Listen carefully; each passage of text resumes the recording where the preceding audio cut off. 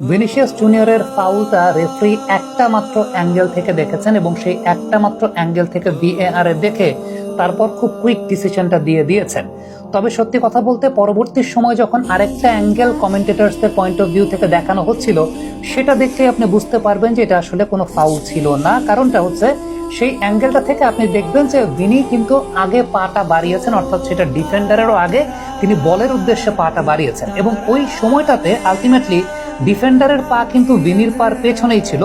উল্টো যে বিষয়টা ঘটেছে সেটা হচ্ছে ভিনির বাড়ানো পায়ে ডিফেন্ডার তার পাটা বাজিয়ে দিয়ে তারপর তিনি পড়ে গেছেন, অর্থাৎ টাচটা কিন্তু ভিনি ডিফেন্ডারকে দেন নাই, ভিনি ডিফেন্ডারকে টাচটা দেন নাই, টাচটা ডিফেন্ডার ভিনিকে দিয়েছেন।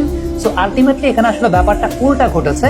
আরেকটা বিষয়, ওয়ান ফুটবল জানিয়েছে স্কটল্যান্ডের প্লেয়াররা কিন্তু ফাউলের জন্য আপিলই করে নাই, সেটাও কিন্তু একটা নোটিসেবল বিষয়।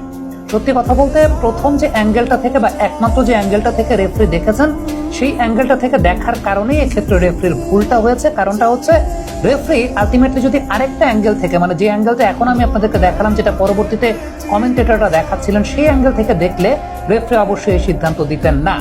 এই কথাটা আমি আসলে আপনাদেরকে বলছি না, এই কথাটা মূলত বলেছেন তিনি হচ্ছেন বিবিসির ল এক্সপার্ট এবং তিনি সাবেক প্রিমিয়ার লিগ এবং ফিফা ইন্টারন্যাশনাল রেফারি।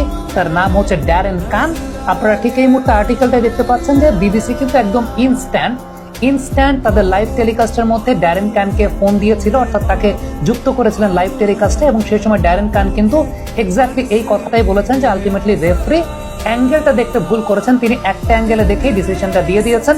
যদি বিপরীত অ্যাঙ্গেলটা তিনি দেখতেন তাহলে কিন্তু খুব ভালো মতো দেখতেন যে আলটিমেটলি ভিনিসিয়াস পাটা বাড়িয়েছেন বলের উদ্দেশ্যে, তার মানে ভিনিসিয়াসের পাটা কিন্তু ডিফেন্ডারের পায়ের আগে ছিল এবং ডিফেন্ডার আলটিমেটলি ভিনিসিয়াসের পায়ে টাচ লেগে তিনি পড়ে গেছেন। সো এখানে যদি আবার ফাউলও দিতে হতো, সেই ফাউলটা কিন্তু ভিনির পক্ষে ফাউল দিতে হতো, কারণ টাচটা ভিনি করেন নাই, টাচটা ডিফেন্ডার ভিনিকে করেছেন এবং ড্যারেন কানকে ইনস্ট্যান্টলি বিবিসি তারা কিন্তু কানেক্ট করেছিল এবং বিবিসির ড্যারেন কান কিন্তু এই কথাটা বলেছেন। এবং ড্যারেন কান হচ্ছেন সাবেক প্রিমিয়ার লিগ এবং সেই সঙ্গে ইন্টারন্যাশনাল রেফারি, যিনি বিবিসিতে এই মুহূর্তে রুল এক্সপার্ট হিসেবে কাজ করেন বা তিনি তার ওপিনিয়ন গুলো দেন, একজন অভিজ্ঞ মানুষ, তিনি এই কথাটা বলেছেন।